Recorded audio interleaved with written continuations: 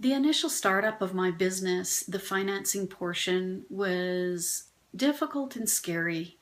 There were a lot of things that were going against me, but I decided to take a chance and talk to Aboriginal Business Canada and find out what could they do for me, how could they help me. And that turned out to be sort of a mixed blessing. In some ways, it was absolutely wonderful. Not just the financial support I got, but the fellow that was working with me, a fellow by the name of Larry Dupay, really was wonderful. He made me feel a whole lot better about who I was as somebody stepping into this role as an entrepreneur. He gave me a lot of ideas. He also extended a lot of assistance to me through giving me networking opportunities and making really good connections for me.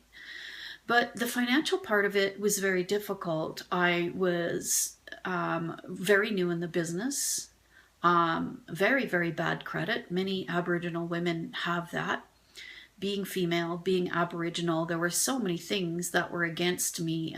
They almost wanted to just laugh me out of the bank. It was very difficult. But Aboriginal Business Canada, where they really came through for me, was they found a person who was able to write a really comprehensive business plan for me. And he turned out to be a wonderful person who assisted me in far beyond just the business planning and has become a very good friend to me, actually. But he did a great business plan for me and also gave me some really good advice on things that I should bring up to the bank and things I should talk to them about, and also just really where to focus my efforts in terms of how to approach my business through the eyes of a bank. And it was all very helpful stuff. So I followed the process.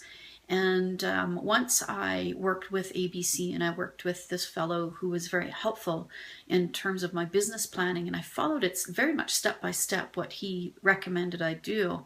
It was about 48 hours later and they did give me the financing. So that was a real bonus to me.